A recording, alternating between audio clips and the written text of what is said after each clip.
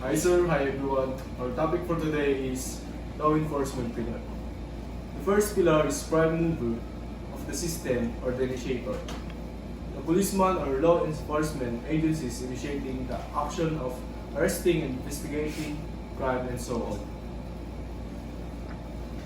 Di gagana ang criminal justice system kung wala mag-initiate ng action, and that is the first pillar.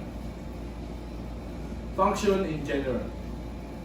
First, to prevent criminal behavior. Alamin muna natin why crime exists. Second, to reduce crime. Any activities to reduce crimes such as patrolling, pagbahay-bahay, and so on. Third, to apprehend and arrest offender. Law enforcement has authority or power to apprehend, to arrest, to protect life and property. It is essentially the purpose why PNP was created. To regulate non-criminal conduct. It involves the community service.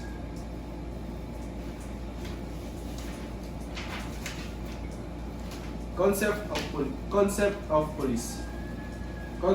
police service. Old concept. Throwing people or criminal in jail rather than keeping them out of in jail so that punishment and arrest must be used. They use punishment in old concept or sole instrument to control crime. The basis that they are effective is the number of the arrests that they have made. How many people do they catch every time someone commits a crime? Modern concept. The sole instrument of modern concept to control crime is the police itself.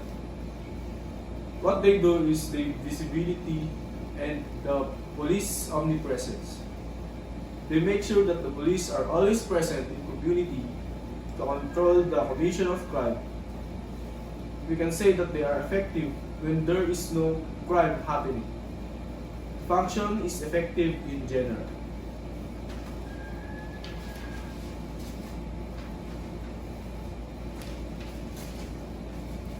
The theories of police service.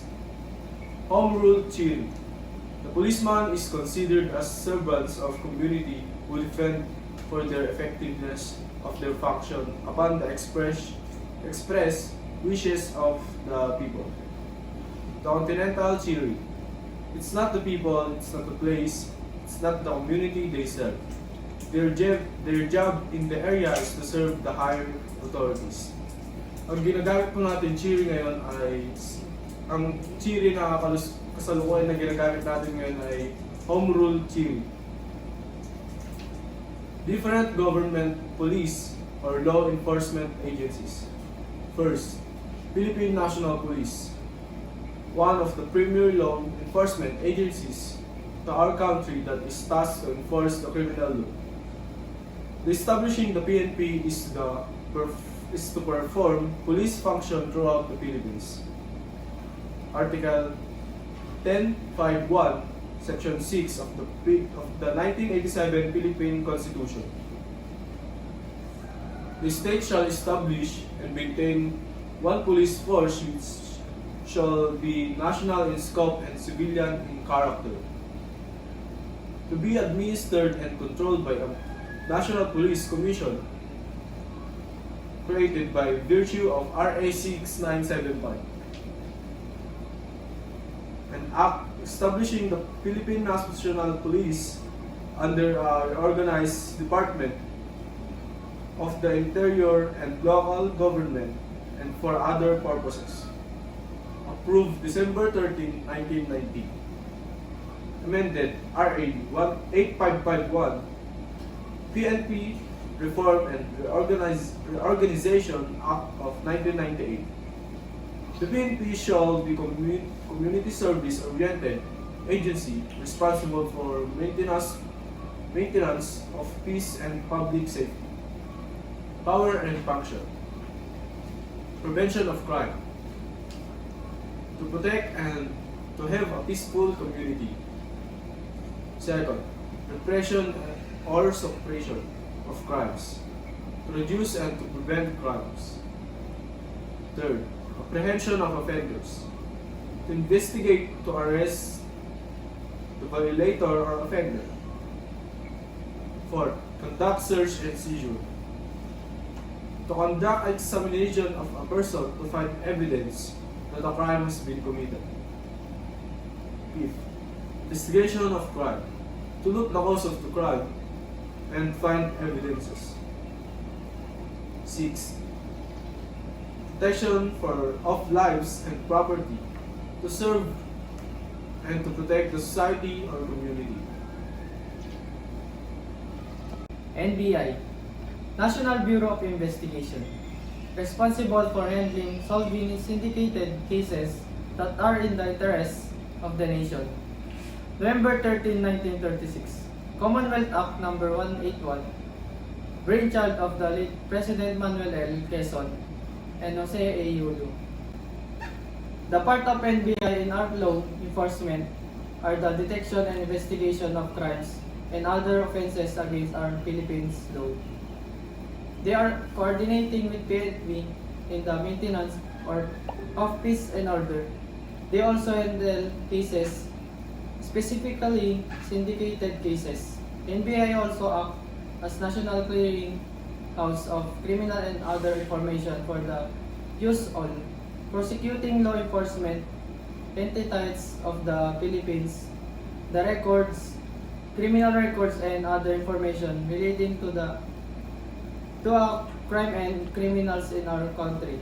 They serve as national cleaning house of all those criminal records or other records. PDEA, Philippine Drug Enforcement Agency, backbone of the Philippines drug law enforcement system. This is the lead agency of Philippines against illegal drugs. They are the one who supervise the implementation of the nation drug control strategy. They take the full responsibility in all the anti-drug operation here in the Philippines. They also join force with the PNP and special agency of the government to reduce and prevent the legal drugs in our country. BIR, Bureau of Internal Revenue, enforce tax laws and regulation, investigates tax evasion cases and arrests similar violators. Under the Department of Finance, they are in charge in investigating tax laws and regulation. They are the one who can arrest the tax evasion violators. BOC, Bureau of Customs, tax to enforce custom and tariff duties in all the Philippine airport of seaport nationwide. Investigates and arrests smugglers and those suspected violators of custom laws. Under the supervision and control of Department of Finance. They are the one who supervise the import and export here in our country. For protection of government of revenue. They are the one who checking the illegal products of things and especially about the tariff. BSP, Bangko Sentral ng Pilipinas. Agency regulates banking industry and enforces banking laws. Investigates, arrests, and prosecutes counterfeit currency manufacturers and passers. They are the one who investigates and has the power to arrest about the bills and coins in our country. Because of many offenders found guilty because of taking the money, as well as the one who damaged the bills. Bureau of Immigration, a tax agency under the DOJ, tasked to enforce the immigration laws of the country, investigates and arrests illegal and undocumented aliens, foreign fugitives, and criminals operating in the country. Bureau of Immigration has the authority to investigate and arrest the foreigners who had a case and violate our rules and laws here in our country. Bureau of Food and Drugs enforces and regulates manufacture of food and drugs, investigate and arrest unscrupulous manufacturers and makers of substandard food and drugs without license or permits under DOH. BFAD or Bureau of Food and Drugs is in charge in investigating the products if it is goods and safe to protect the health of the consumers. They are also checking if the company has license and a permit. Intellectual Property of the Philippines or IPO. Interagency attached under the Department of Trade and Industry. Enforces laws pertaining to intellectual property and copyright laws. They investigate about the property and the originality of individuals. They must be secure the intellectual property of like designs, creations, inventions, etc. They supervise copyright property. Land Transportation Office or LTO. Tasked to regulate land transportation industries and enforces transportation laws and regulations. Investigates, arrests, and prosecute colorum or out-of-the-line vehicles.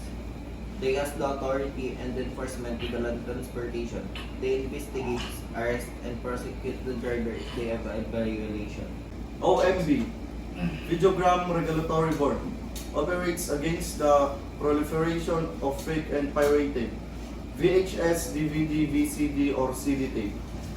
Because of piracy in some cinema, they create an agency to investigate the privacy and other violation against faking DVD, VCD, or CD tape.